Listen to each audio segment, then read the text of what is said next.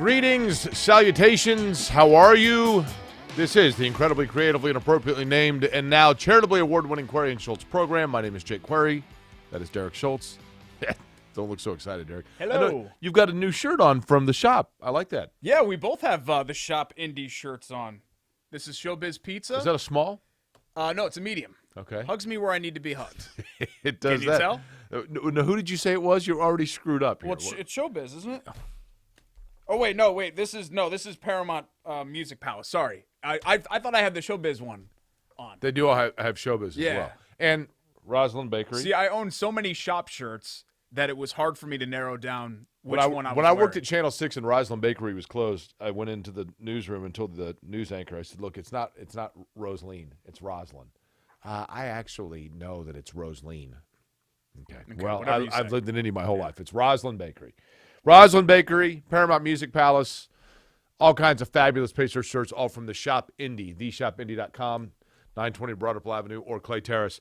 Derek, plenty to talk about today, which includes the epicenter of the conversation I assume today is going to be college basketball. We now have a national champion. Indiana's undefeated. The last team to go undefeated stays intact because Gonzaga falls to a fabulous performance from Baylor. And Indiana has an assistant coach that I think is a name that had been floated out there for a long time for Indiana's head coaching vacancy. I was surprised that all of a sudden Dane Fife pops in as an assistant, but I think people are excited about it. Yeah, for sure. Let's tackle the national championship game first. Obviously, a big dud of a game, right? I mean, you did not I thought it was a great game.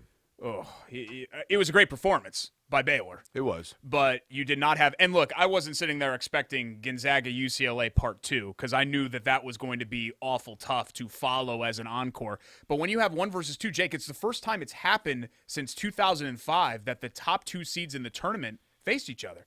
And remember, that Illinois-Carolina game was awesome. They were the 2 best teams all year, and they had a heavyweight fight. And last night wasn't a heavyweight fight, man. That was Tyson Spinks. But here's the thing, Derek, that I think that has to be considered. It is really difficult, I think, when teams play a semifinal game that is clearly the marquee semifinal game with all eyes on it. And, there are certain, for example, when Wisconsin beat Kentucky in 2015 here, right? There are a lot of people probably, if you stop them on the Vegas Strip and say 2015 Final Four when Kentucky was undefeated, who won the national title? There are a lot of people that would probably say, didn't Wisconsin win? Because you completely forget. Yeah, you did. Oh, wait a minute. I can understand that. Okay, yeah, you're right. Example given, and I think Nance actually made reference to this last night. Do you believe in miracles? Yeah. Who did the Americans beat after they beat the Russians? It was Sweden or Finland, wasn't it? I think it was Finland. Okay. I think. It was one of those. I always But get those countries they had to play confused. another game. Yeah, right? That was not the gold medal game. And I do think that, psychologically speaking, for Gonzaga, I know, and look, I give Mark Few and that staff a ton of credit because Gonzaga's players, I mean, they were there. They loved playing the game of basketball, and they were having fun with it. And they've had fun with it with 31 games, and they win 31 times, and they were loose and they were fun. And they were loose at the end of that UCLA game. Suggs has the presence of mind to hit an unbelievable shot. But even though you have all of that, and even though you are, as a coaching staff, you're telling your guys, look, guys, there's still another hurdle left. Psychologically speaking, you still are like, oh, wait a minute, we still got one left. Yeah, 100%. And Baylor came out like a buzzsaw. Yes, I do think that was a factor. But Baylor beat them so handily, I'm not sure it mattered. Wisconsin-Duke was a tie game with 4 minutes left, if I'm not mistaken. And then the refs took over, and then there were a lot of fouls down the stretch. Took over. Well,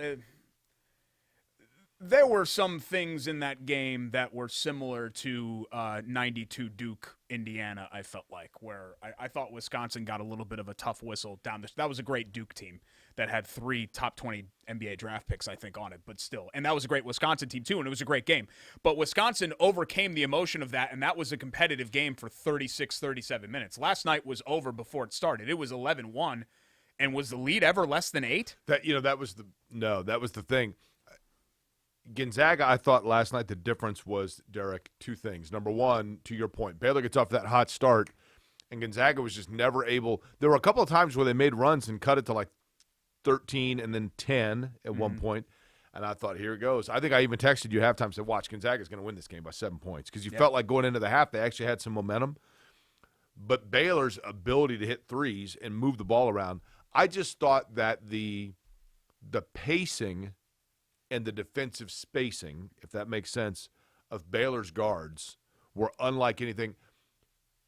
There was a nervous – have you ever been around somebody, maybe it's me, that has like this ADD surge where they're just all over the place and they're doing 10,000 things. It makes everybody in the office nervous. Yeah. You're like, hey, man, calm down, man. Yeah. It's like you're freaking me out here. That's what Baylor's guards looked like the entire game. And I think it just completely took Gonzaga out of their rhythm. Gonzaga's ball movement and their spacing offensively has been so good all year, but I don't think they were used, Derek, to having somebody on the ball as soon as the ball you're reversing the ball and there's a defender there. I think it just completely took them out of their game. I'll make a comparison that is recent and is right in your wheelhouse. It reminded me of the Clemson-Ohio State game where they couldn't guard them. They couldn't guard their guards, and Clemson, you knew, could not stop Ohio State. So every time Clemson had the ball, you said, this has got to be a touchdown because they can't keep pace here. And I think you're 100% right. That's exactly what happened. And that had nothing to do with the UCLA game. I think the difference between the UCLA game and that game was that UCLA was hitting a bunch of contested shots. Like UCLA shot making, no offense to UCLA, it was a great run, and that's a good team. It was flukishly good. Right. Like what they did, they played a perfect game. UCLA was perfect. Well, UCLA, Derek, that UCLA game, going back to the semifinal, I remember thinking to myself, good Lord, they just threw everything they had at Gonzaga and the kitchen sink, and they're down one at the half. And that was a common sentiment on Twitter. Like I sent that tweet thinking, oh, look at me, smart college basketball guy. And then I go through my timeline, and everyone is sending some variants of that tweet. They've over the last 10 years, they've calculated mid-range jumpers. I'm not sure what the actual distance is necessarily for mid-range. And there's been, 10 tournaments, not counting 2020, obviously, since 2010. So 600-something games. And UCLA shot the highest percentage in 600-something games of mid-range. They hit 70% of mid-range jumpers, which is Harold insane. Jensen. Yes, with Trumbull High School. Yeah. Thank you. Thank you for throwing that right in my wheelhouse. A Trumbull hero like me. That UCLA game, to me, what they did was a classic single-elimination tournament, NCAA tournament, have the night of your life type game. What Baylor did against Gonzaga, I don't think was night of your life. I think if those teams played 10 times, Baylor probably wins 9 because they're that much of a matchup nightmare. One of the things that Baylor did also, Drew Timme is such a huge piece of what Gonzaga does. Between their pick and rolls and just his footwork is very good on the low post, and Baylor neutralized him. I mean, Timme last night just could not get on track. He was a liability. It wasn't just that he was neutral. Like he hurt them last night because he wasn't effective defensively. He was just lost, and then offensively he didn't really do anything. Timme, I know he's got like the really fun, goatee dealio and all that, but does he really need to be blowing kisses to the crowd when he has a dunk that cuts the lead to 17? That's his thing. I get it. You're in the national title game. Did you notice also, if you look here, did you notice that Jalen Suggs got cupped? Yeah. Yep. Have you ever been cupped? Yes. Really? Yeah. Where did you get cupped? On cupped, my back. For those that don't know, is the suction cup thing that they do. You can see he's got it on his shoulders there. You got cupped on your back for what reason? Mm-hmm. To do it, to go through it. It actually helped me. It was after I threw my ish around at the JCC, and it was like kind of a cool down. Who did it? Down. Oh, I don't remember what their name was. Yeah. I just remember, are you going to cup me? Yep. And I got cupped. Okay. Yeah. Did it make a big difference for you? I think so. I mean, I think, kind of the cameras probably pick it up themselves that they see that, the results here are stellar. I think most people. Are you doing the roids? I know that you're doing the hair stuff. You're not doing the roids. Can you not? Can you not? I told you that in confidence. Can you not do that? About the hair roids? thing. You're not really doing the roids. The hair thing really does work. Okay. Really? So they're not paying me to say this, but Keeps is what I use. Keeps. And it's the same stuff that's in Rogaine, all these places, regardless of what you use. Have and you some people's scalps don't respond to it, but mine has. Did you accidentally lather some into your chest? No, I didn't need any. That's all natural, baby. Okay. I didn't need any of that. That's relatively horrific, actually. Well, I got to start, it's almost beach season, so I got to trim up the Almost forest here. beach season. I got to trim up the forest a little bit here. Okay. You got a squirrel living in there. It's a little unkempt right now, yes. If you had the number 1 pick in the NBA draft, you taking Cunningham out of Oklahoma State, or you taking Suggs out of Gonzaga, assuming they both come out? I don't really think you can go wrong with either of those guys, but we talked about this a little bit off the air. I think what Suggs did the other night to have the wherewithal as a 19-year-old to throw that pass and the block, it's a foul, he touched his hand, whatever it was, it's still a spectacular athletic play, right? And then to have mentally to be so focused and so locked in that you think, hey, here's my teammate running down the floor. Let me throw him a perfect bounce pass from the other side of the court. Yeah, I mean, it's just insane. Like, you can't there are some things that are really, really hard to teach. And, the problem with labeling a guy a winner is that doesn't always work. Like, Christian Laettner was a winner. And, I think what I mean? That didn't translate. The easiest way to say it, to your point, is exactly what you're talking about. There are certain plays, and sometimes an entire game may take place and you don't get an example of it. There are certain moments and certain plays where only a handful of athletes have the combination of the presence of mind and the athletic ability to pull off something instantly that everyone in the building knows just turned the game. Mm-hmm. And when they do it, you say, that's why that person is special, guy or girl. The sequence you're talking about in the semifinal with Jalen Suggs of blocking and making the pass is one of those moments. Yeah. Where you just say to yourself, that right there is why that guy was the most coveted recruit in the country, besides maybe Cunningham. Now, I talked to one person in NBA circles that said Suggs might be the better team player, but Cunningham is a guy that can take over a game by himself. Yeah, I mean, it just depends what you want, right? He's unbelievable. Like I said, I don't think you can go wrong. Like, I don't think that. I'm trying to think of a draft where you had two kind of different guys, but they both ended up, because we always talk about Durant and Odin or Bowie and Jordan. You know what I mean? Like, you have two. LeBron and Carmelo? Yeah, I think in a way. I mean, people knock Carmelo because he never won an NBA title. Carmelo is an easy lock Hall of Famer and had an amazing career. He's one of the 40 or 50 greatest NBA players of all time. He's not single-handedly. That's unfair. I think Hakim Warwick. I don't think I realize it's Hakeem Warwick, but was Warwick? Yeah, I guess he would have been on that team. Yeah, Queth Duaney was there, right? McNamara would have been on that team. Duaney, yeah. So there were other players that helped Carmelo, but I mean, as a freshman to take Syracuse to the national championship, I mean, proves that he was. And his Team USA success, I think, really puts a good light on his resume. LeBron is a guy that was an unselfish team player that got everybody involved, and Carmelo was a guy that takes games over by himself. Yeah. Yeah, no, that's actually a pretty Suggs good. is not LeBron. It's a pretty good Don't comparison. Get me wrong. But I really do hope. We were talking, and it feels like 3 weeks ago. It was 3 nights ago. We were talking about Suggs' shot and where it ranks, and I think it was knee-jerk to say automatically it's the greatest in NCAA history. The Duke-Kentucky game, and maybe I'm, mythologizing this because, if that's even a word, because I was 9 years old when it happened. That had 5 lean changes in the final minute. Right. 2 of the most storied programs ever. The Kentucky backstory part of that. Duke's dynasty, really, because that's what it was, winning back-to-back championships and what they did with Laettner and that group. To me, that's always going to be number one. But I don't want Suggs' shot to get lost because Gonzaga got blown out in the championship game. Like, I'll still think of, even though they didn't win the title, I'll still think of that shot on that tier with Lorenzo, Charles, and Laettner and all that other stuff. Here's why Laettner's shot is different than Suggs. Laettner's shot was coming out of a timeout where everyone on the planet that was aware of that game knew they are going to put the ball in position to try to shoot it because they need to hit a shot to win this game. And yet they still executed it, and Laettner still hit it.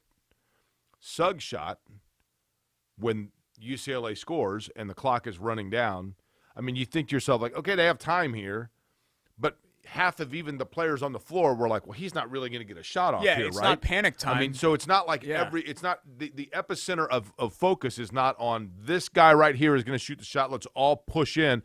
With Laettner, it was. Yeah. I mean, everyone knew who was going to get the ball. I had made the point on Twitter at the time the first thing I thought of when he took that shot was Gordon Hayward because, and I realized it's different. Hayward's was 6 feet further out, and he was kind of in a run. Hayward's was not just a desperation heave. I mean, he got it. He put himself in position to kind of shoot it, but it was not a jump shot. I mean, he's running, and he's using his body to push the ball. But both of them were moments where players were taking accelerated shots. They were not getting into an offensive set to put themselves in a high percentage area. They were shooting from very far out, and they were doing so. They would have liked more time to get themselves in position to hit. Suggs just hit an unbelievable shot. But I'm sitting there watching it thinking, whoa, this is the same building. Final Four, not the national championship game.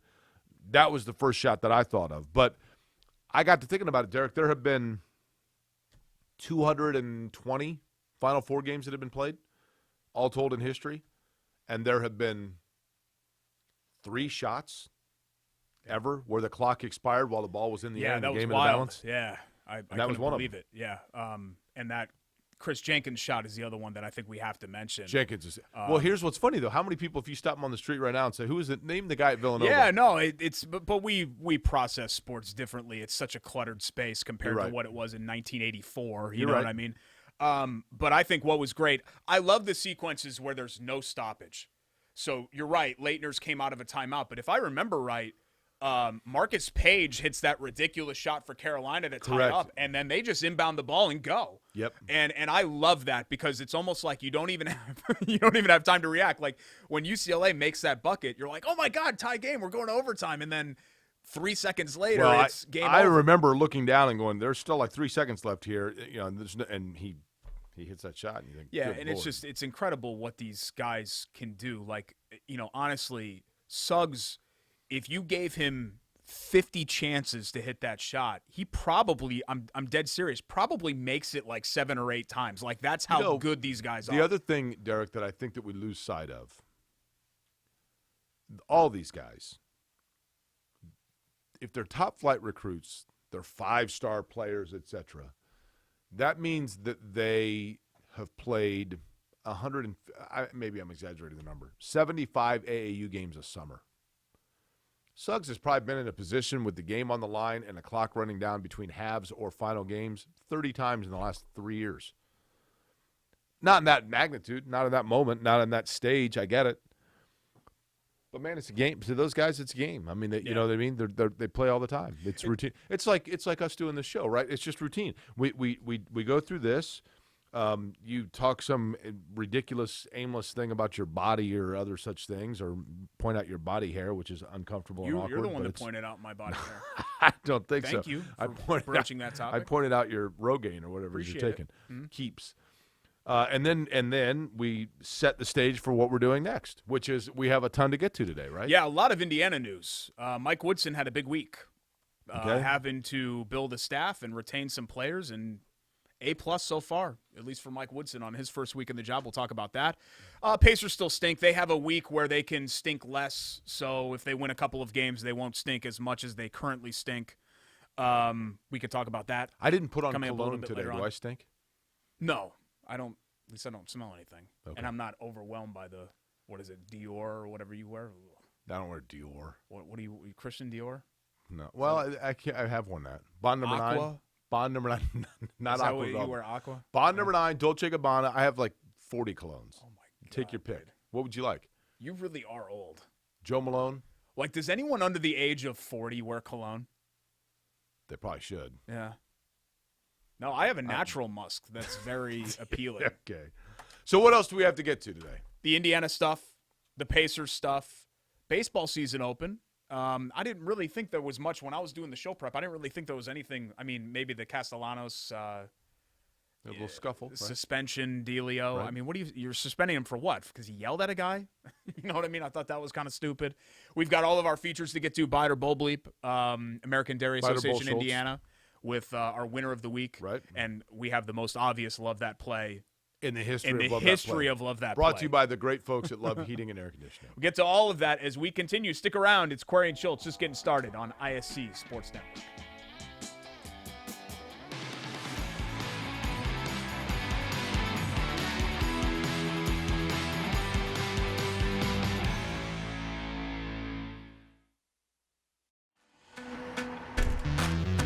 a different breed, aren't we? While others rest, we choose to work. Where others are content, we stay hungry. They may not see us coming, but we know exactly where we're going. You won't rest until you succeed. Neither will we. You can't get enough of them. You can't get enough of us. Good one, J-Man. This is the worst scandal. This might This even is be... worse than steroid. Not so fast. Are you going to watch the XFL? I'll probably watch a little bit of it. You want to go through and pick some games? No, I don't. Welcome back to Query and Schultz. Thanks so much for joining us here on ISC Sports Network or, I don't know, YouTube, any of our podcast platforms, queryandschultz.com, Facebook Live. They're not doing Periscope anymore on Twitter, but you're still Periscope can watch still a us. thing? That was the thing for like a week and a half. Yeah, You and then remember that? Facebook Live came out, and then YouTube started doing live Vine? stuff. And then Is it on Vine? that was never live, though. That was just videos on I know. loop, which were pretty awesome. They were. Yeah, watching people fall and stuff like that. Jake, do you know what you have in common with WGU Indiana? Can you not hit my microphone? It's the. We're on the air right now. No, I know, but it's the Xena Snap bracelet that you brought in. I wanted to. Well, don't snap it. don't break the arms of the microphone. Arms are very expensive. These are going to come out of your cut. I forgot you you're an break exec now. Same for the Zima bracelets. What do I have in common with WGU? Do you know? Well, You're usually good at guessing. okay, I very rarely sleep. Okay, And well, that ambition was- never rests with WGU. Yeah, that was the right? first one. So good, you nailed it. Was Yeah. that it? Ambition never rests. That's You right. never rest. You're an insomniac. I am in. I know in San Antonio. I mean, we stayed up when we were at the Final Four in San Antonio 3 years ago. We stayed up till 3, 4 a.m. Was just that talking. was that the Final but- Four where you got drunk and ripped off somebody's "Do Not Disturb" sign and spiked it in the ground? and said, not all "Don't of mess those- with Derek Schultz." Okay, first off, that story is wildly inaccurate, but I think you're thinking of New Orleans in 2012 New Orleans. Okay, because we did have some drinks we. in New Orleans. Yes. I was coming back from the IndyCar race in Birmingham, and he said, "I'll be in the bar at the hotel." Well, you told me you were going to get back at 7. You didn't roll in until 10:30. So I was at the hotel bar You had for a about few 3.5 Manhattans, hours. right? Yeah. No, I don't drink Manhattans. Okay, all I know is I came to the room, and you walked into the room with a "Do Not Disturb" sign off someone else's door, and you spiked it No, in the that's ground not- like Gronkowski That and is- said, "Don't mess with Derek It's Schultz." 100% not what happened. Okay. And we'll get all of this in post. What we were supposed Okay. to do is lead this segment by talking about WGU Indiana, not drunken Right, I'm sorry. escapades in New Orleans. Well, WGU Indiana is Indiana's largest online accredited university. Sage, our friend the Owl, as you know, picked all birds in the NCAA tournament because birds are friends. But WGU, your friend, if you want to either extend your education, perhaps finish up, or you're just starting out and you decide you want to do a career change, WGU Indiana is the place for you because it's Indiana's, as I mentioned, largest online accredited university. Derek's wife, a prime example of one who decided to get her nursing degree, right, through WGU. Yeah, she got actually a second certification through WGU Indiana. WGU.edu is the website. Absolutely fantastic. Ambition never rests, so you can make your own schedule, which is one of the beautiful things about WGU. Yeah, 100%. Beautiful thing about the start of Mike Woodson's tenure is that a lot of the people who were originally maybe going are now staying. Let's From start. Indiana. Yes, let's start with Dane Fife though before we get into the players. Even though there's a lot of player news to discuss, Fife is going to be the associate head coach and the number one assistant for Mike Woodson, which is no surprise, Jake. I think we knew that Indiana was going to go down this road, whether it be Calbert Chaney, Michael Lewis, or Fife, as an Indiana guy on the staff, but a guy that has a wealth of collegiate coaching experience. Correct. I mean, Dane Fife is 41 years old, and he's coached in the college ranks for 18 years already because he started when he was 23. Right. And he was a head coach when he was 25. So I don't know anybody that's not in favor of the move. Fife was very much a throwback style IU player where even though he wasn't from here, he seemed to be part of the fabric right away. He was the Big Ten Defensive Player of the Year as a senior and just a gritty dude and a winner and a no-nonsense guy. And obviously Indiana people like no-nonsense guys considering who the head coach used to be 20 years ago. The one thing about the hiring of Dane Fife that I will say that's interesting is I do believe, and I think this, I am under the assumption, have nothing to base this on other than associate head coach, the title, and just the natural thought process of, does this mean that they have now selected the heir apparent? Because Mike Woodson is 63 years old, so he's going to be there for a handful of years. and then you transition it off, one would assume that is Dane Fife. I still maintain that, and I promise I'm not always going to bring this guy up, but when Scott Dolson first had the job opening, Indiana had their overture towards Brad Stevens, and we're under the impression that Brad Stevens, if and when his time with the Boston Celtics comes to an end, and maybe that's in 3 years, who knows, that he is likely to take a year off of coaching and then re-enter into the coaching arenas, and that perhaps Indiana, if it worked out with Woodson's departure, that might work out. I think that now kind of goes out the window as long as Fife is on the staff, because you would assume that this means Dane Fife becomes the heir apparent. Yeah, I don't know either. I don't think you make any promises in 2021 for what could happen in 2027. Understood. You know what I mean? And I'm just talking Woodson's deal is a 6-year deal, so that's why I threw out 2027. But I think Fife has to know that, hey, if I'm the number one guy and I'm 41 years old, I can wait a little bit longer. Whereas at Michigan State, he didn't know for sure that he would have been Michigan that State guy. this year, Izzo missed, was it 2 games or 3 games due to COVID protocols? Yeah. And Fife was not elevated as the guy overseeing the team in those games. So did he say to himself, you know what, this is actually, maybe it's only a half a rung up, but it's a rung up, and it's Indiana. Yeah. Which is, I realize he's a Michigan guy, although his brother played at Michigan, not Michigan State. But it is kind of going home and for his him. dad was like a high school coaching legend, right? Clarkson, Michigan. Yeah, up in that area. But he's a very likable guy. I know that you were friends with him in college, right? Yeah, well, more friends afterwards, actually. When he first started at Fort Wayne, I had him on my radio show all the time, and he was just desperate for exposure. And more than talking basketball, he was a huge fan of bad reality TV, like Teen Mom and Laguna Beach, and then Laguna Beach was spun off into The Hills, where Lauren Conrad goes out to New York to pursue her fashion dreams, and then she dated Josh McRoberts, and right? then meets Whitney Port, and then Whitney actually became a pretty big star, and then she ended up getting her own spinoff. What happened to that Lauren Conrad? She started her own clothing line. She's a multi-millionaire. I think she's still in the Orange County, California She area. went on a date with Josh McRoberts, right? I think she did at one point, yeah. Very attractive. Now, there was one of those teen moms I thought was attractive. Oh, she was gross. Farrah? Yeah. Well, Farrah got into a different. She was running a side hustle, right? different branch of film. Yes. Was she the actor and director? And then she was kind of shunned from the cast, so I don't think she goes back to any of the reunions. Shunned from the cast. And then Amber from Anderson went to jail for a while, and then Was she rehabilitated, shunned? and she's fine. No, actually, yeah, Amber. America's the land of second chances. So is Madison County. I think Amber was like 4th chances, right? There were. So let me get this straight. This Amber chick indiscretions. is like Younger. She was like shadow boxing people in the parking lot of Walmart wearing flip-flops, and she was not shunned. Farrah decides to enrich the lives of men everywhere, and she's shunned. Farrah, I can only talk about them on film. And Farrah on film wasn't the nicest person. She was kind of mean to her parents. And Looked plenty friendly in the film I saw. Well, I don't want to. I'm getting uncomfortable talking about this. What were we talking about? We're talking about Dane Fife likes bad reality TV, and that's how we originally connected. But he was a senior when I was a freshman, because that was that 02 run, and I didn't know him on campus then. But I'd be lying to you if I said we were like best friends. It's not like you and me. It's not that kind of relationship. But it's we text back and forth, when we tried to meet up with him in San Antonio, remember? And he was down on he's like, I'm on the Riverwalk. We couldn't get any cell service, I'm like, remember? Saying that you're on the Riverwalk on Final Four weekend is like, I'm under the American flag in the Coke lot. It's like you look up and there are American flags everywhere. I mean, the Riverwalk's huge. Right. You could have been anywhere, and we weren't able to link up with him 3 years ago. I forgot about that when we were in San Antonio. We saw him in Atlanta. We had him on the show. Actually, no, I had him on the show. You were at Barber. So he did Radio Row live with us in Atlanta. That's before you were doing your 3.5-hour Manhattan drinking. Well, that was New Orleans, Jake. Oh, You're getting your southern cities messed Sorry. up. Yeah. I'm getting them all confused. So Indiana, it appeared the other thing, Derek, is like Christian Lander coming back because he had entered the transfer portal.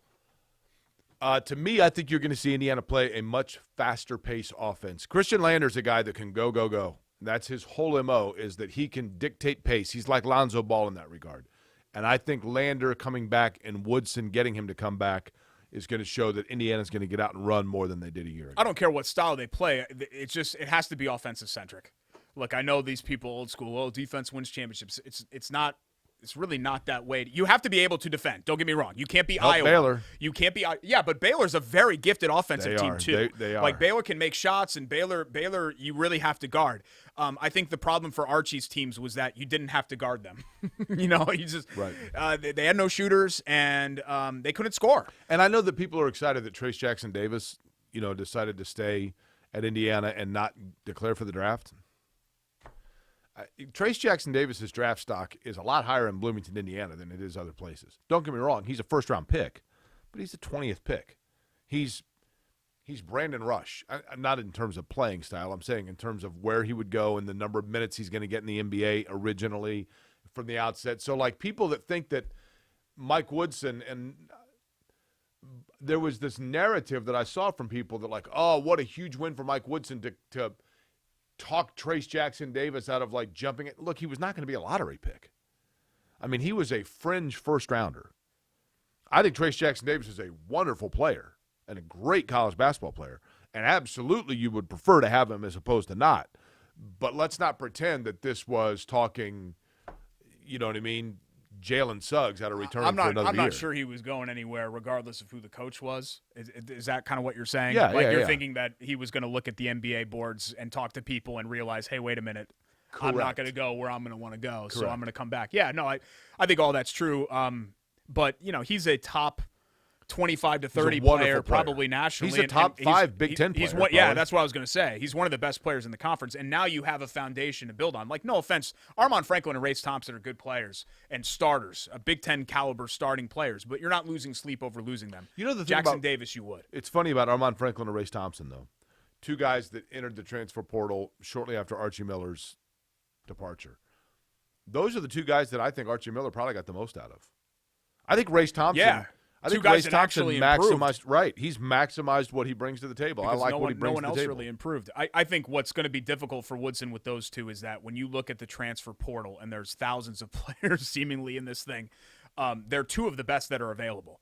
So, and other teams know that. Right. So you could plug in Armon Franklin with his shot making ability anywhere. Race Thompson as a body, he's a physical specimen.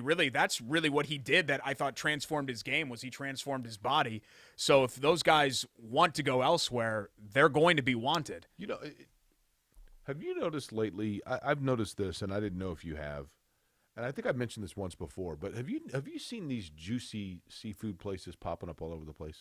I know that there's one up in College Park, 86 in Michigan, where that used to be the Rock Bottom, right? Isn't that a juicy? They're everywhere. I think that is. I don't know about you, but when you think seafood, is juicy what you're looking for? Not really. It just seems an odd adjective to use. Are they going for like the crab legs? You know what I mean? I guess those are a little bit. But like when juicy, you snap them and. When you take a bite of that salmon, are you wanting salmon juice oozing out? Well, you don't want it to be dry. You want it to have a little bit. Yeah. Sure, but. I'm kind of with you. Juicy to me is more of like a, I don't know, fruit or dessert or something. Well, like Wendy's. Don't you remember the Wendy's commercials? Yeah. Hot and juicy. Okay, fine. Yeah. But like, do you really want your mahi like oozing juice down? You know what I mean?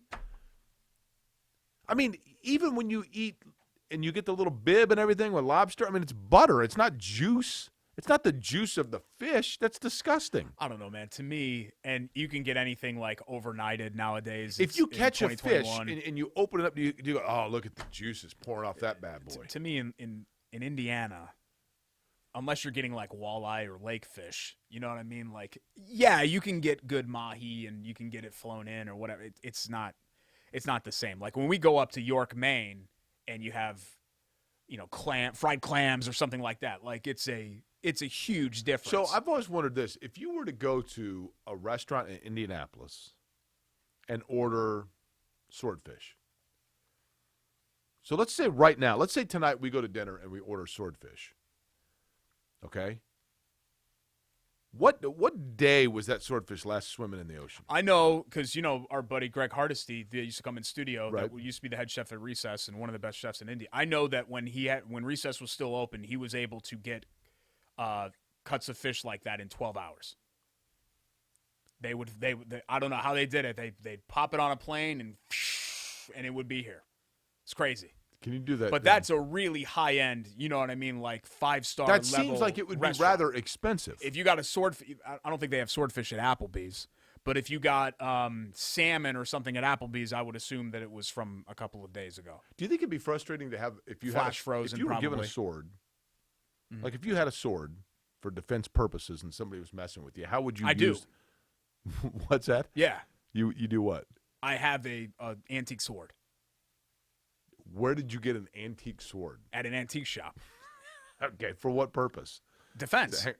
Okay, I have a couple. I'm not really a big gun guy. Like I feel very uncomfortable around guns, but I needed something to protect my family. So I have a baseball bat and then I have an antique sword. And the sword at the ready, just in case there's some sort of an intruder. So where does the sword at the ready go? Like in the umbrella stand? Where do you have it? It's I have a toddler at home, so I have to be kind of careful. It's elevated in the basement under one of the shelves. It's hanging up there. So that's and so is the convenient when bat. somebody's breaking in on the top floor. Yeah, but so when you have to use the sword, you do it how? Like how are you? Two hands. Okay. And then you want to kind of go diagonally in a slash formation. Okay. A lot of people think that you want to go up and down. You don't want to do that, and you don't want to do this. The blade cuts at precision diagonally. Okay, now, can you imagine the frustration if you had to do that, but it was on your nose? Seems to defeat the purpose for the poor swordfish, does it not? Oh, what are we? We're Well, talking just- about the cuts of fish. Yeah, The swordfish, he's got a sword, and I'm just saying to myself, how frustrating would that be? Because he'd have to right? Like, I mean, wouldn't that be? You can't do this. You just mentioned that. You have to go with the precision angle. You got to imagine the sword. Somebody's breaking in your house, and you got to glue it to your nose. You're the one that brought up the fact you got a Swordfish sword. is probably like my least favorite. It's not really fishy. It's almost like a steak. It's like Right. fish steak. You know what? It's not juicy. And I'm not. Would you like it if it was more Well, that's the juicy? problem. Swordfish has to be cooked like perfectly, or else you're screwed. Like salmon, even when it's a little bit under, a little bit over, it's fine. It's got flavor. But swordfish, to me, you got to hit it on the nose. No pun intended, or else it's You don't want to hit it on the no nose. That's bueno. where the sword is. It's no bueno. Hurt your hand. Scallops too, because scallops they overcook in 2 seconds, and then they're just like rubber balls. What do we have to get to next? I'm trying to think of what else we've got. Trying to talk get you about. back on track. Yeah, here, well, buddy. we got more features. Okay. Pacer stink. We haven't mentioned that. Love Heating and Air. Love that play. Yep, and we've got our winner of the American Dairy Association week. Actually, winner. we'll do winner of the week next. Okay. From the American Dairy Yeah, Association so of Indiana. we'll chuck some milk here on the show Okay. when we come back. My mom used to actually put swordfish steaks in milk and soak it to get the Makes it fish smell Makes it juicy. out of it. I don't know if it makes it juicy, but it gets the fish smell. Well, if out. it did, you could get a job at one of the 37 new restaurants in More Indianapolis. sports, more cooking, and self-defense tips when we return. At an angle. At an angle. It's Query and Schultz, ISC Sports Network.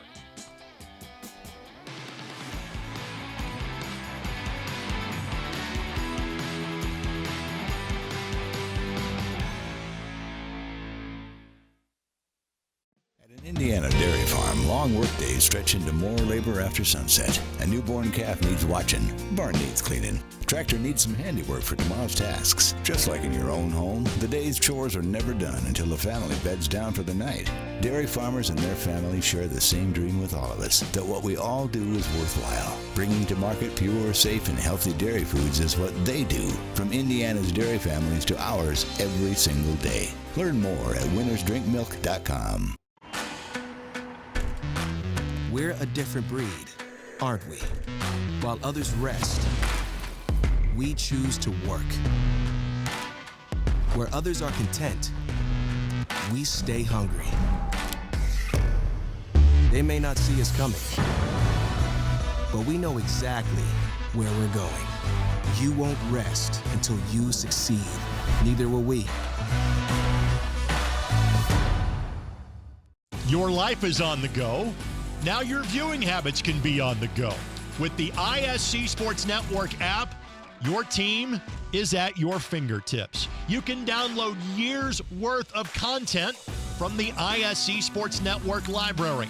High school, college, special events, weekly and monthly shows, wherever you find your favorite app. And you can always find out more information at iscsportsnetwork.com.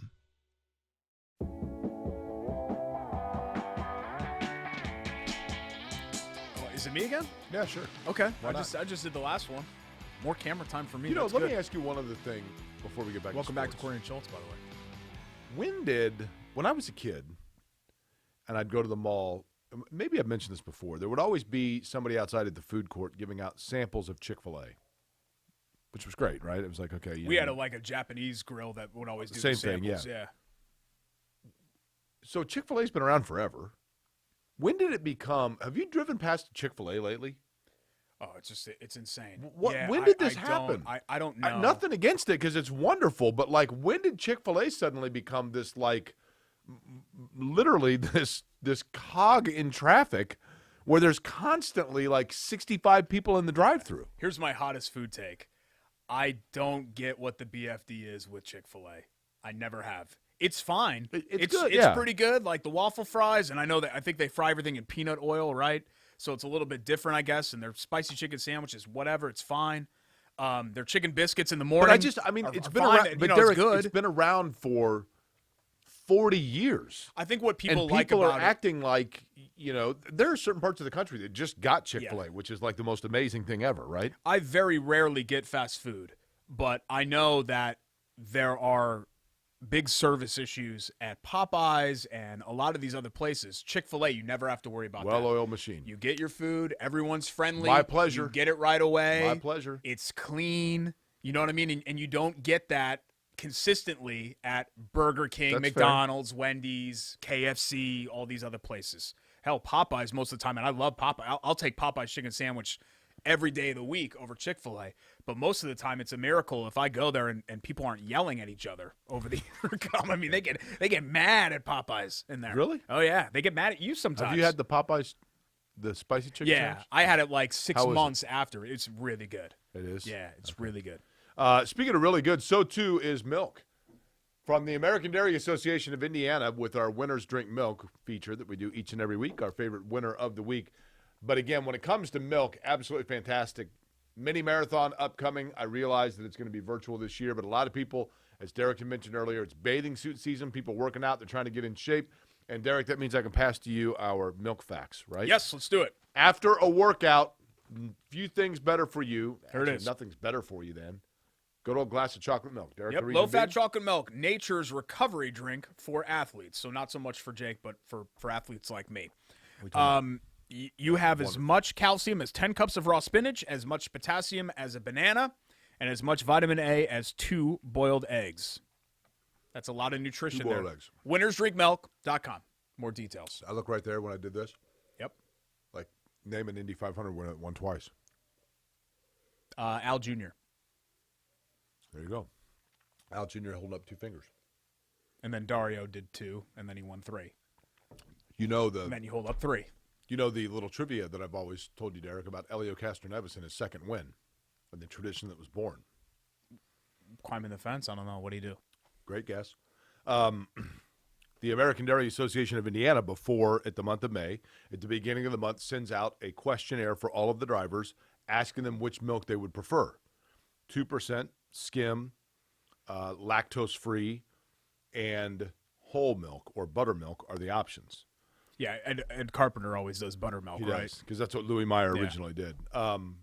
Elio Castroneves, when he won his second Indy 500, he won in back-to-back years in 01 and 02. When he won his second one. Well, I mean, disputed, but yes, technically he is the winner of the 2002 so race. They had gotten the sheets mixed up, and they weren't sure which one he wanted. Of course, they knew it, likely was either 2% or skim, fat-free. So they had 2 glasses or 2 bottles waiting for him when he got out of the car to then, have someone ask, like, which one do you want? Castroneves, when he got out of the car, saw that there were 2 bottles and thought, well, I just won my second 500. I get 2 bottles instead of 1. Oh, nice. So he grabbed both, took a sip out of one, and dumped the other on his head. And now you get everybody doing Correct. the dump. But you got to take a sip of the delicious milk first. Of course. Yeah. Got to make sure that you do that. Winner of the week this week, just to kind of keep it college basketball related. I know that there are some people that aren't a big fan of this person, but clearly what he's done as a head coach is remarkable considering where Baylor was. And Scott Drew is an Indiana guy, right? Butler grad and all those years with Valpo, and his dad is a legend in the state. His brother obviously was a legend as a player in the state.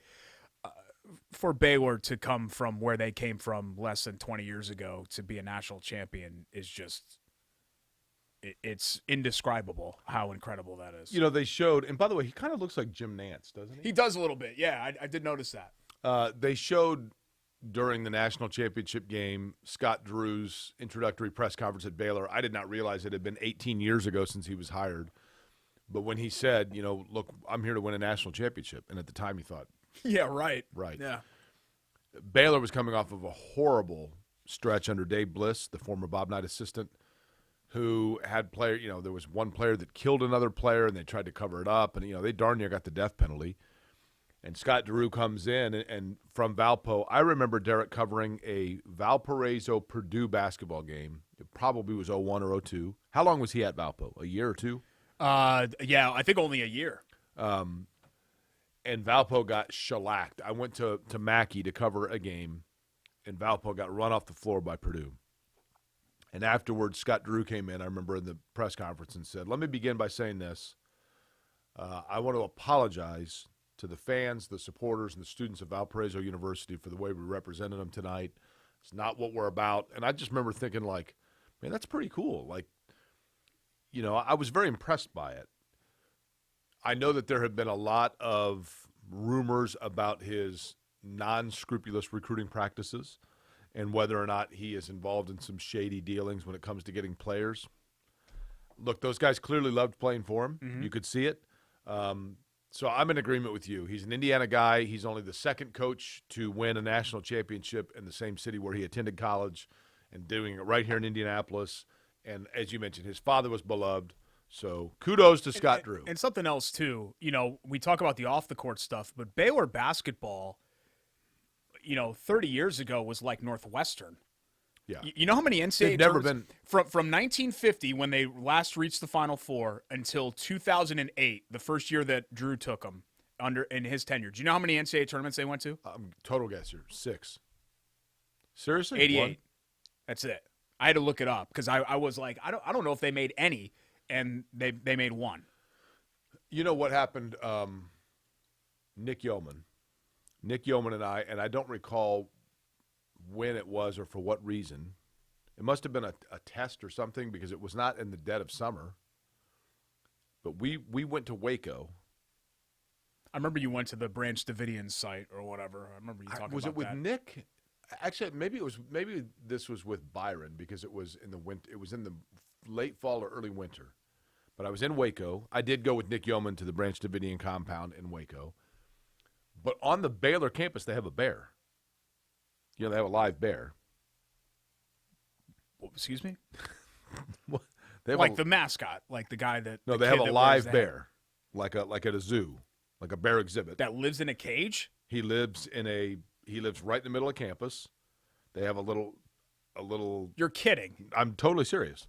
They have a glassed-in area. I mean, it's not glassed in. They have like a bear zoo in the middle of their campus? That is correct. That's the best way to say it. I don't believe you. Look it up. I don't believe you. So we went. So I'm on the Baylor campus. I think it was either Mike Byron or Nick Yeoman with me. And we're like, oh, you know, they have a bear. They have a living bear on the campus, like right in the middle of campus. You're walking to class, and there's a little living enclave, what an exhibit, whatever you want to call it, right? With, what's the word I'm looking for? With a bear, an actual, like, grizzly bear. And he lives in the middle of campus. And he's got a little cave. Wow. He's got a little cave, and it's fenced in. Its name is Joy. Yeah. Judge Joy Reynolds. Joy was named after Joy Reynolds, wife of the 11th president of Baylor University. Born on January of 2001. Favorite snacks are cherries and avocados. Favorite activities, swimming and napping in a sunny spot on campus. Yeah. They've actually got several bears. Wow. So we're there, and I'm like, hey, let's go see this bear. And we go, and you can barely see the fur inside this little cave. Come on, man. Like, we're just driving through town. So we're yelling, like, bear, come out. Bear, come out. We want to see this bear. And we're knocking on the glass and everything. We want to see the bear, right? It's like being at the zoo. Yeah, you don't bang the glass. And then I tell my 4-year-old not to do that. Then it dawns on me. I'm like, wait a minute. I look at my watch. I'm like, he's hibernating. This thing's not coming out for like 3 months. We're out here like, man, this thing's dead asleep. Like, we came all this way from Indiana to see the bear. Like, come out here. We want to see the bear, do a trick, maybe juggle some balls or something. You know, where is he? Then it dawns on me, oh, yeah. He's like Fozzie's uncle that loaned him the Studebaker when he and Kermit drove cross country. He's hibernating. He's a bear. winnersdrinkmilk.com. We will come back with our Love That Play. Love HVAC. You wouldn't have thought of that, would you? We have some Pacer stuff to talk to about. Man, this guy's he had too much to drink. What's going on? Big quarterback trade in the NFL that I want to discuss. Don't sleep and on that, right? Other non-bear related things. Okay. When we can talk about Chicago Bears? It's Query and Schultz. Quarterback trade that doesn't involve the Bears. ISC Sports Network. Go figure.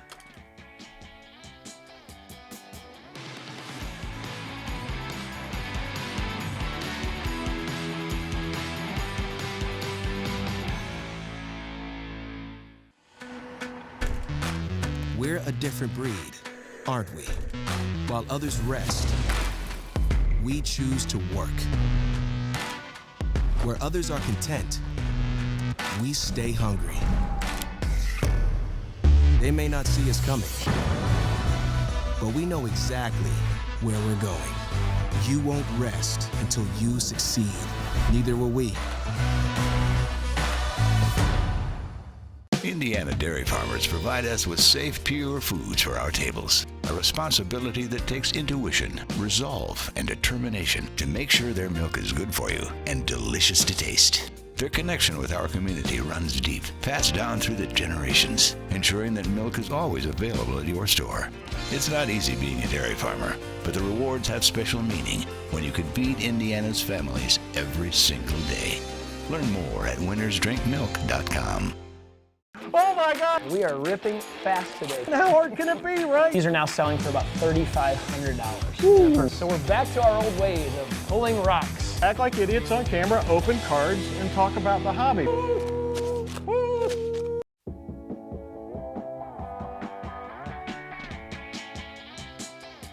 Welcome back to Query and Schultz. Time for our Love That Play, brought to you by the good guys at, right here, Love Heating and Air Conditioning.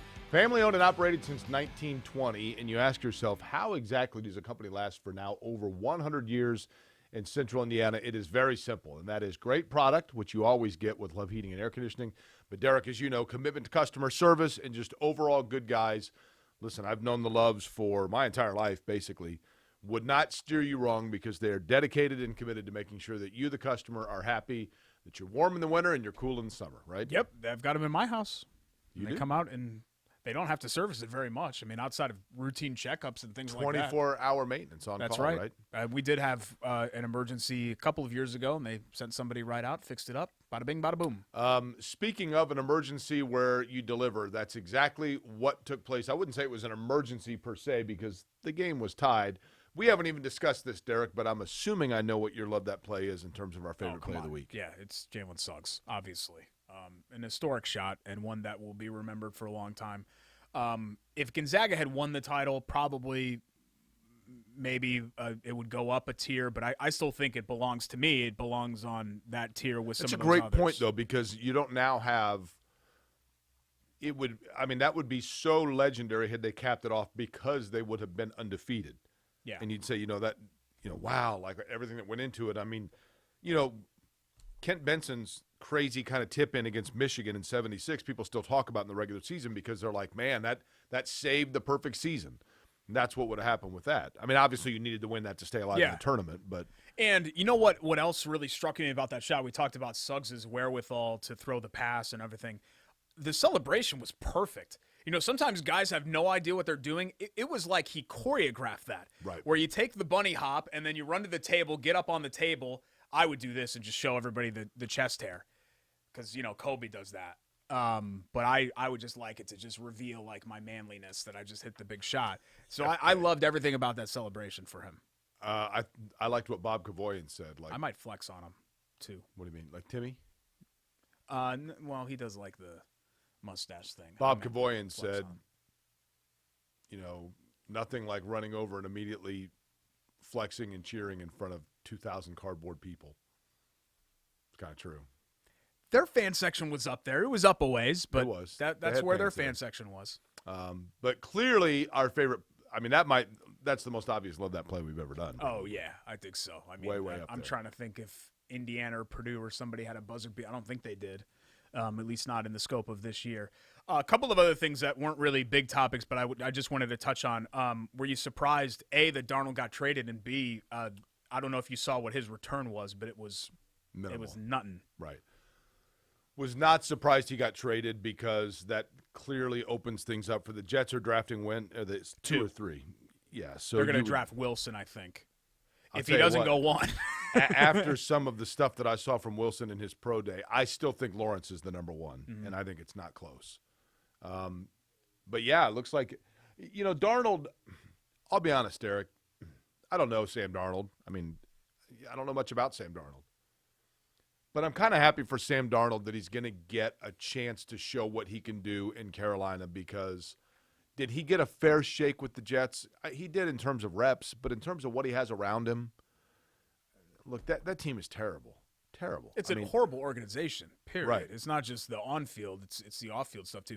You know what I'm really interested to see, Jake, and this could really benefit him, is that for the first time, instead of being the guy in Los Angeles or New York City, you're in Charlotte. Correct. You know what I mean? Like Correct. that shit. Not that he doesn't have pressure, because any NFL team you have pressure, you're under a microscope, but there's just nothing like there's certainly nothing like New York when it comes to the media scrutiny. I will admit, at the time that he was drafted, thinking being surprised he wasn't the number one overall. I remember we were doing our show on remote on draft night that year, and I remember all of us saying, like, Baker Mayfield, seriously? Yeah, he was kind of a late comer. And I'm trying to think of who else was in that class. Josh Allen. Josh Allen, Mayfield. Was that Josh Watson's? Rosen. Was Watson in that class? No. Watson was the Mahomes-Trubisky class the year before that. I forgot about. Okay, this was 2018. Lamar Jackson? Yeah, Lamar Jackson was the last pick of the first round. That's right. In that class. Josh Rosen's the one. Ooh. Yeah, who's been on like 7 different teams already. I've never really understood, we just talked about Chick-fil-A. I've never really understood what the BFD was with Darnold, but clearly he needed a change of scenery. He's a big body. He's got a good arm. He played at USC, which ironically enough, there's never been a Super Bowl starting quarterback from USC, right? I just feel like, all these guys. Or Super Bowl winning at least. All these guys provide wow moments. Like Josh Allen will make a throw or a play. Like Darnold, I can't remember ever really being wowed by anything, and that includes college. I know that he has skills. I'm not saying that he's unskilled or anything like that. I just wonder if it's there for him. Mahomes has made Wilson a lot of money, because Wilson, the kid out of BYU, his ability, like, did you see in his pro day, throwing across his body and on the run, the plays that Mahomes made now are so coveted, right? You know who I think actually made him money is Allen, because the big knock on Allen was, look at this level of competition you're playing. And with Wilson at BYU, it's not the same, right? And now people are like, well, if he's got the skills, who cares who they played in college? Who was a fan of Allen coming out? Okay, yeah. Congratulations. You like Josh Allen. I mean, admittedly, I just like Wyoming. Yeah, I mean, sometimes I remember the first year of the show, you were all about C.J. Spiller. See, next Barry Sanders, and he runs over people, and never said any of that. It never really. I might have thought that of Sammy Watkins. Dwayne Allen and Kellen Winslow, and it's just like, DeAndre Hopkins. You remember me saying? Yeah, but like I say, you say this about literally every. It's true. Clemson player. I didn't say it about Spiller. I thought Spiller was more work done, and he wasn't even that. Who was the dude before Watson who was a nice player? Taj Boyd. Yes. I remember when we had him on the show, and you had to compose yourself to have Taj Boyd. You were like me with Patrick Ewing. Taj Boyd was a good player. Take deep breaths. I'm like, it's Taj Boyd. You ready to do Biden or Bull Schultz next? He's 20 years your junior. Yeah, let's do it. All right. And we'll wrap up the show when we come back. Come back on Query and Schultz.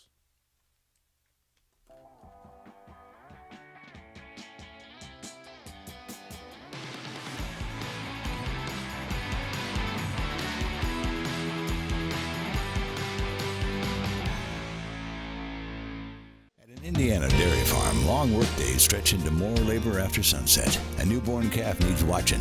Barn needs cleaning. Tractor needs some handiwork for tomorrow's tasks. Just like in your own home, the day's chores are never done until the family beds down for the night. Dairy farmers and their families share the same dream with all of us, that what we all do is worthwhile. Bringing to market pure, safe, and healthy dairy foods is what they do. From Indiana's dairy families to ours every single day. Learn more at winnersdrinkmilk.com. We're a different breed, aren't we? While others rest, we choose to work. Where others are content, we stay hungry. They may not see us coming, but we know exactly where we're going. You won't rest until you succeed. Neither will we.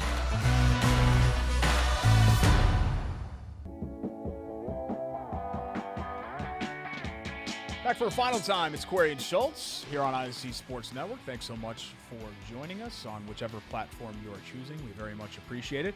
We've got Buy It or Bull Bleep to get to with the shop. Both of us are wearing our shop shirts. That's right. But I did want to mention, There's a whole stack of them over there, Derek. since we have a couple of Pacers shirts up here, I did want to mention the Pacers. They've got kind of a big week.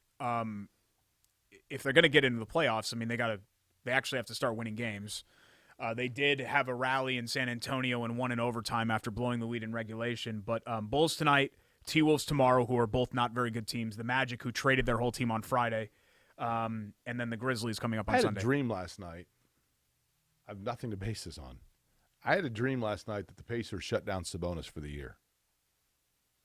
Weird. Maybe it's a premonition. I mean, he's been dinged up, right? I am fascinated to see, and maybe this is a conversation. In fact, it is a conversation for a different show. If Kevin Pritchard looks at kind of the way this season has gone and says to himself, look, even if all of these guys click, this group isn't going to work together. So let me deal Sabonis or let me deal. I think Sabonis and Turner are the two most obvious ones of the guys that you would deal. I think Turner went into a mini slump for a little bit there, partially just because things weren't necessarily working cohesively in that moment with Sabonis. I think Turner. But I think they're both very good players. I think Turner has made himself less expendable. Like, if you would have asked me a year ago, I would have said that, well, Sabonis is the less expendable player. The Sabonis is the guy that you need to keep. I think, and I'm not sure if this is Bjorkgren and just the scheme or whatever else, but it just feels like Sabonis fits far worse than where Turner fits right now. Right. But you'd probably say that about – that's why I thought Turner had so much trade value, because he fits with a lot more teams than what Sabonis fits with. So we'll see. I mean, snarkiness aside, I've had a lot of trouble getting into the Pacers this season because it's not a good basketball team, and it's not going to be a good basketball team. Like, it's April – what is it today? April 6th when we're taping this show. I don't think they're terrible. No, I don't think they're terrible either, but they're not any good. That seems harsh. They're, what would we compare this to? Here's one of my go-tos. They're the Subway sandwiches of the Subway. NBA. Like it a lot. Whatever, it's fine. It's fine. I don't seek it out. It's the most forgettable sandwich in the world, but, I'll eat it. It fills me, so I'm not hungry anymore. I get the wrap. You do? Yeah. Well, the bread kind of sucks. That's kind of the worst. Spinach wrap. That's the big key, and that's the difference between, like, a great sandwich and just a whatever sandwich. I'm from Connecticut, and the delis there are superior. Well, the bread's just different. It's just better. Okay. Yeah. And Portuguese rolls. We really kill it with ethnic breads on the East Coast. We don't really have that out here. Okay. You have challah bread, which is good. You ever have challah bread? No. Challah bread? You've never had challah bread? No, actually. You need to have challah bread French toast. Like challah? The breast. Well, it's a soft C in front of it. It's Jewish. It's CHA. So like Hanukkah. LLAH. So it's challah bread. Yeah. It's not challah bread. No, it's not. No, don't don't ham it up. It's challah bread. Okay. You don't have to do the. Well, that's what you do for Hanukkah. Before. No, you do that for Hanukkah. No one else does that for Hanukkah. See how easily I say Hanukkah? Hanukkah. I'm a little ashamed. You go to the JCC, right? I do. We're members. Okay. When you next year, not Jewish, but we are members. When you're of the working JCC. out next year, say Happy Hanukkah, and people will say, "Well, thank you for saying that correctly." No, you're not gonna. I know you think that you can school me because you're 10 years my senior on a lot of this stuff. I come from Connecticut, because this is a topic that you're not gonna school me on. Okay. I went to like 18 billion bar mitzvahs. Do you eat a lot of Manischewitz? Stolman, the whole deal. Some of my friends, Josh, kept kosher, which was hard because you're at their house and you take a glass and they're like, "Wait, no, you can't take that glass. You have to take this one." Right. But did you eat Manischewitz? I love that. Bar mitzvahs were great. No, I never did. Okay. I had matzah ball soup and challah bread. Two great things. Okay. Time for Buy It or Bull Bleep, brought to you by our friends at the shopindy.com. Clay Terrace and the Strip. We actually were just in there the other day, said hi. You remember Jordan, who we ran into at spring training? Yes. She's like the biggest Pirates fan in the world. She's the GM of the store in Broad Ripple. and it was cool seeing her. She's a little bit bummed about Ke'Bryan Hayes and the early injury here because, frankly, he's the only reason to watch the Pittsburgh Pirates right now, unfortunately. But you can check out their entire selection. We've got some of right here on the desk, but they've got so much cool stuff in there. Got a whole stack of them over there. I'm going to go. So much cool stuff in there. So if you're new to Buy It or Bold Bleep, here's what we do. I'm going to go get shirts. I give a statement, and then Jake and I go back and forth whether we buy it or it's Bold Bleep. Here we go. Statement 1. Indianapolis will once again have the entire NCAA tournament here in the future. Buy it or Bold Bleep. Hang on, Derek. I'm getting shirts. I have to wait for you to do this. I'm sorry. What were you saying? Someday, not necessarily next year, but someday, Indianapolis will once again be the only site for the NCAA tournament. I worked at Marsh. We value you. Yep. One of the shops. We available. rotate these out, Jake, so people know the shop offerings, and they can go to theshopindy.com to find them. But they want to see them here. Turkey Run, by the way, Jungle Park. This is a fabulous long sleeve shirt. I'm going to take That's this. comfy. This is wonderful. Extra large, too. Let me put this on right now. Take that home with Where is Turkey? Is that Southwest? North. Northwest? Northwest, yep. Turkey Run State Park has the remnants of Jungle Park, which was an old racing Like venue. Northwest, like up near the region, or how No, far? no, How no. far are we talking? Like Uh, Lafayette? 55 minutes. How far is it from here? Because we're kind of northwest right here. You're Like not supposed 20? to reveal our location, Derek. Sorry, it's not. I'd It's not say the back Rakestraw. cave. No, I'd say we're 30 minutes. We're at the ISC studios. There's the Indy Turkey shirt. Run State We've had the Larry Bird shirt that's up there.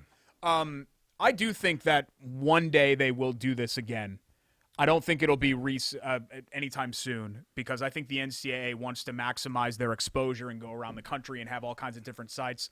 But I think it's great for them to know that in a pinch they could do this if, God forbid, something like this, a global pandemic pops up again, Isn't it? have it at one site. But I'm proud. I'm proud of the city. I'm proud of the really smart people in charge that put this together. Chris Gall at Visit Indy and Ryan Vaughn at the Sports Corps and, all of the city leadership and the state leadership that helped do this.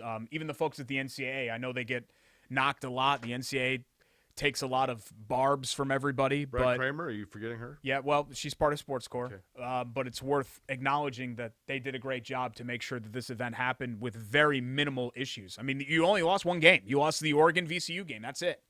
You didn't lose anything else. So 98% of this tournament was played, and it was a legit tournament. It wasn't, this guy's missing or that guy's missing or this team's missing. They ended up pulling it off. So kudos to them. One of my favorites here is the And I do think that if there ever is, again, a one-time site for the NCAA tournament, it'll be Indianapolis. Shines. Do you want to answer this or no? I do think, Derek, that Indianapolis did a wonderful job, no surprise to anybody, of showing that under difficult circumstances they could rise to the occasion and get this done. Now, the NCAA last year got about 70%, as I understand it, of the revenue from an insurance policy from the tournament being canceled.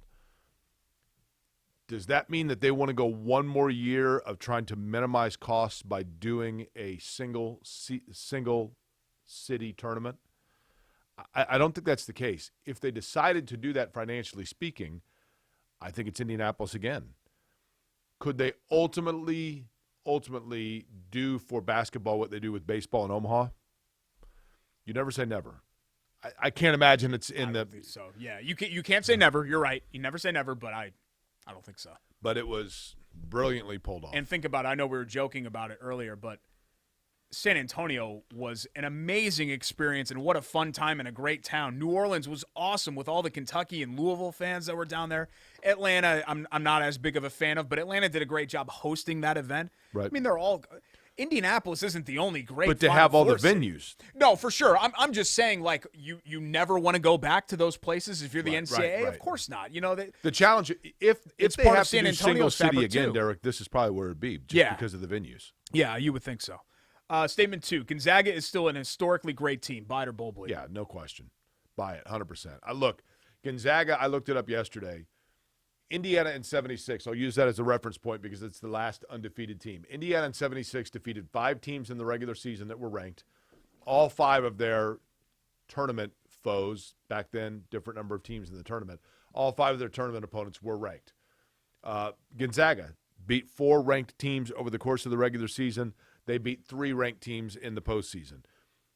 Gonzaga also, and somebody made this point, and it's a good one, yeah, but they didn't have to play on the road in front of raucous fans. That's true. They also didn't have raucous fans to help them and give them a home court advantage. Yeah. So that balances out.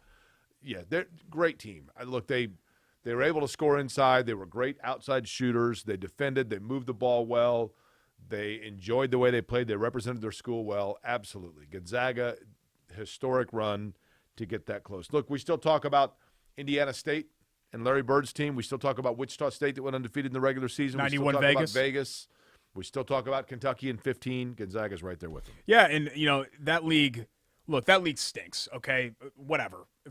That's not Gonzaga's fault that their league stinks.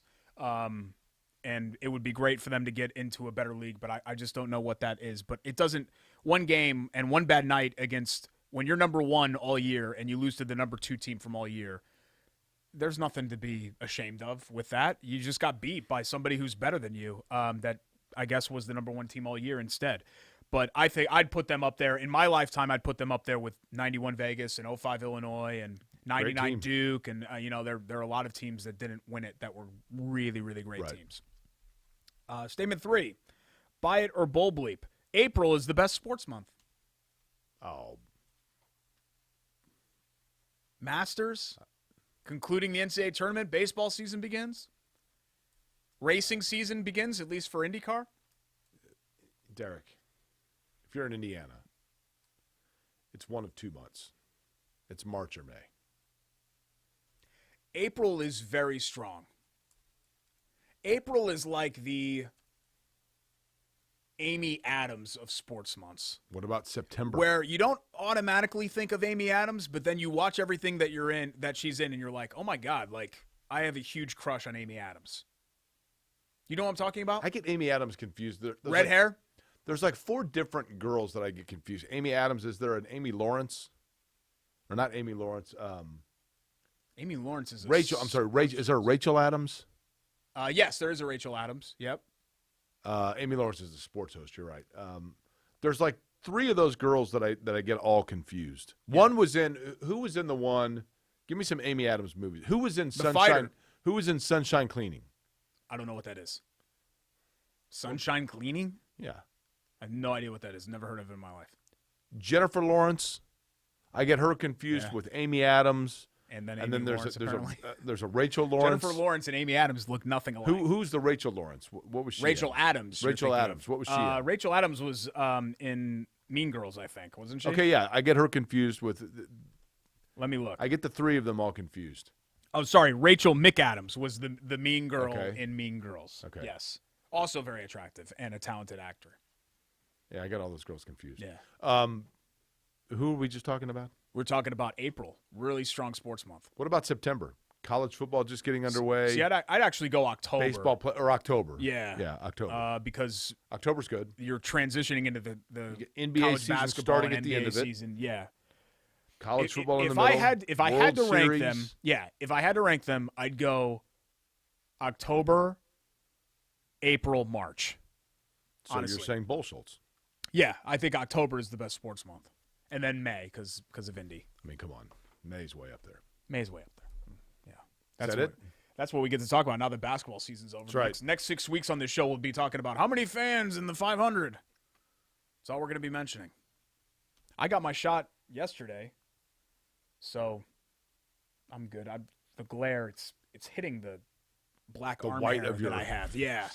Okay. But I got the vaccine shot yesterday, and easy, painless process. If you haven't yet done that, please go do that and help everybody remain safe here. Which one did you get? The 2-shot deal? Yeah, I got Pfizer. Okay. That's a good one. I asked them, I said, what's the handsomest of the shots? And they said Pfizer. And I said, all right, give me that. Because I figured that it would react with my body and my genes the best for having those characteristics that I have. Okay. Next week on the show, we'll be back with more. Talking about. We'll be back with more. I think we're going to end up having to, and I always do this. I kind of do like almost a moratorium on the NFL. You get fatigued with it too. Like once we get out of the NFL season, I'm like, I need a break. You know what I mean? I need to chill on the NFL. We're going to have to start getting back into draft stuff and everything else. You know, I'm stealing this shirt, right? That was a whole. It looks really comfy. All their shirts are comfy. It but was that, a whole that one, ploy to get this yeah, on. So that one in steal it. particular looks like a good shirt. Yeah. So the shopindy.com, American Dairy Association Indiana, WGU Indiana, Love Heating and Cooling, all of our friends and sponsors, and you guys as well. Thank you so much for listening. Did you say WGU? I did. Okay. We will see you next time here on Query and Schultz, ISC Sports Network.